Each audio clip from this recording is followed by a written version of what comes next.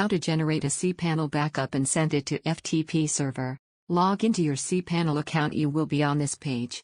In the Files section, click on the backup icon. Click on the Download the Full Account Backup button. From the drop-down menu, select the backup destination to Remote FTP Server. In Email field, enter your email address. If you don't want to receive the notification of completion of the backup, click on the Next option button given below. Enter FTP IP address or FTP domain name such as ftp.example.com.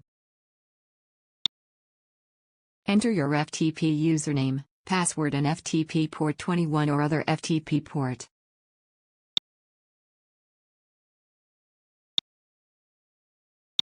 Enter remote directory. Once you have filled in the remote FTP details, click on the Generate Backup button. That's it, we have successfully generated the backup and sent it to the FTP server.